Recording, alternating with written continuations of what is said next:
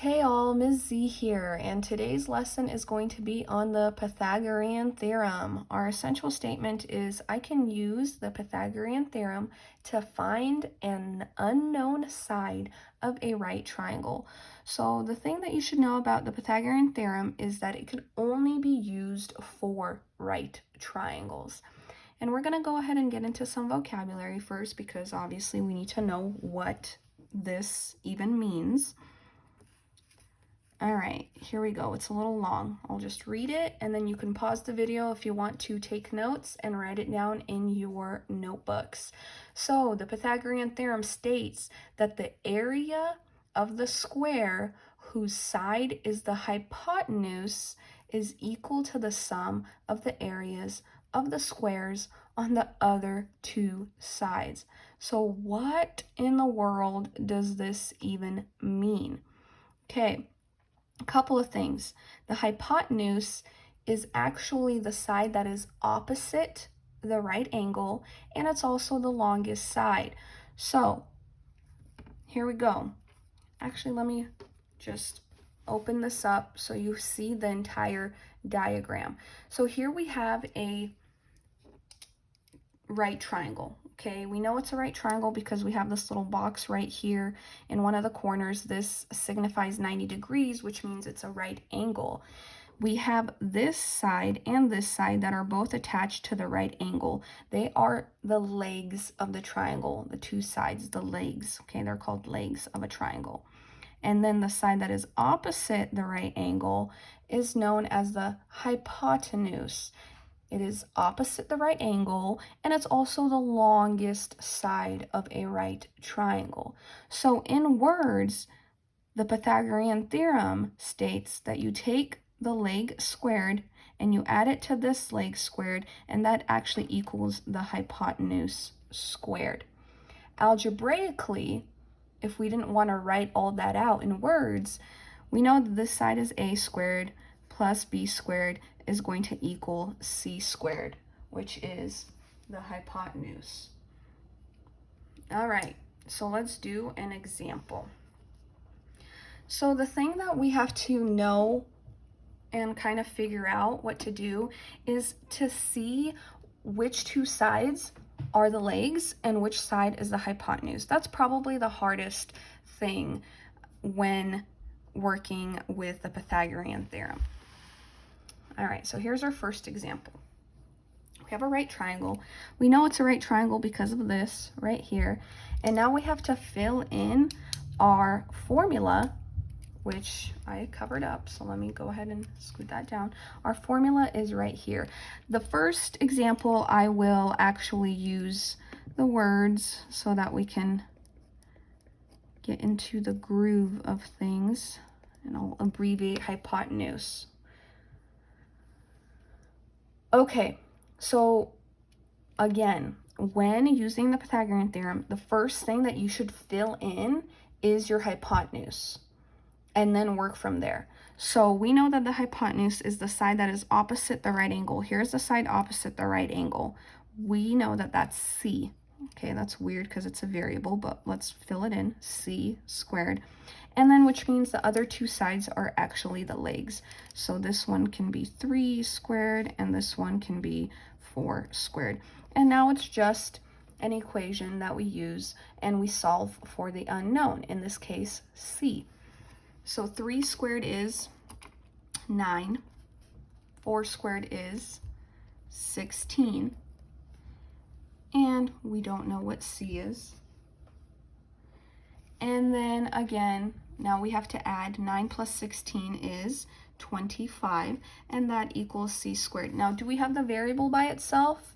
Well, no, not yet. Okay, we have this little square right here. We need to get rid of it. Remember, how do you get rid of something? Well, you have to perform the opposite operation. So the opposite of squaring something is actually taking the square root. So to get our variable by itself, we have to take the square root. Okay, once we take the square root, these two opposites, they cancel. I'm gonna like make a little X. They cancel out, they go away, okay? But whatever we do to one side, we must do the same thing to the other. So I'm going to square that as well. So now all we have left on this side is c, and then the square root of 25. So what does the square root mean? It's a number times itself that equals the number under the root. So what number times itself equals 25? And that actually is 5, because 5 times 5 equals 25. So it's a perfect square, so we go ahead and write 5. So c equals 5.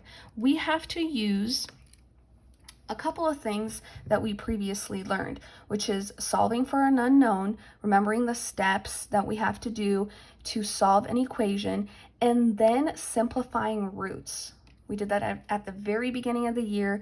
I know maybe we forgot, but we need to know what numbers are perfect squares and what numbers are not, because if it's not a perfect square, then we have to simplify the root, which we will do in the next example. All right, so moving along.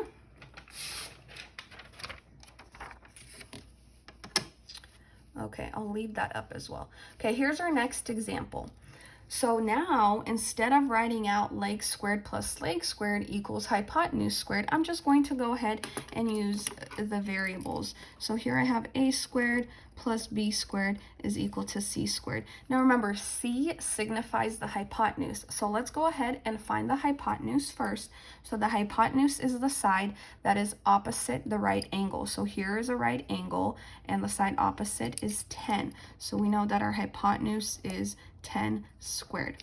All right, and then we fill in our legs. So the legs are the sides attached to the right angle. We have an a squared, and then we have a 7 squared. Now I made it a little easier and I used a, b, c as our variables, but sometimes they won't be a, b, and c. They'll be like x or m or whatever the side is, and you'll have to figure out which two sides are your legs and which side is your hypotenuse.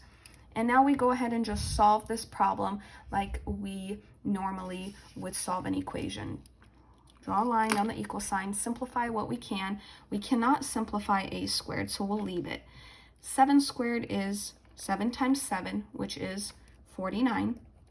And 10 squared is 10 times 10, which is 100. Okay. Now it's like a two-step equation. You find the side with the variable, find the number not attached to the variable, and perform the opposite operation.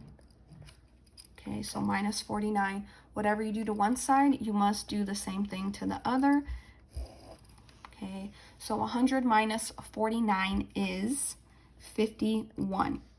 Okay, and then we leave what we did not use, which is a squared.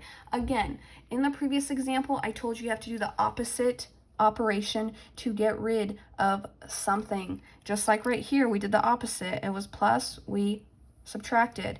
Here we have a square, so we have to take the square root. Okay, to get a by itself, take the square root. That can go away, but then we take the square root of the thing on the other side. Okay, well, the thing on the other side is 51. So all we have left here is a, and do we have a number that multiplied by itself equals 51? No, we don't. Okay, do we have a number, a factor in 51 that is a perfect square? No, we don't. So because we can't simplify the square root of 51, we leave our answer in radical form. Okay, so a is equal to the square root of 51. Now, if I were to ask you to leave your answer in radical form, you would leave it like this. But if I asked you to give me your answer as a decimal, then all you would do is take the square root of 51, and the square root of 51 rounded to 2 decimal places actually equals 7.14. And that is how you would do it. Okay, and last example is right here. Okay, again, I will set up my equation, write it out. A squared plus b squared is equal to c squared. That's our Pythagorean theorem that is used to find an unknown side when working with right triangles, which we are doing right here.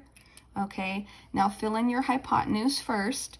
So my hypotenuse is the side opposite the right angle, which happens to be C. So that doesn't change, so that's C. And my legs are the two sides that are attached to the right angle. So here we have a 6 squared, and then we have a 2 squared. And we go ahead and perform our normal steps, simplify what we can. So 6 squared, 6 times 6 is 36. And 2 times 2 is 4 equals C squared. 36 plus 4 is 40. And on this side, we have C squared left. Again, to get rid of the square, we take the root. So I'm going to go ahead and take the root of that. That goes away. So all we have left here is C. And then whatever I do to one side, I must do to the other. So I have to take the square root of 40. So technically, you're like, oh my goodness, I'm done. I have the square root of 40 and I can't do anything. But actually, inside the square root, we have a number. So we have 40.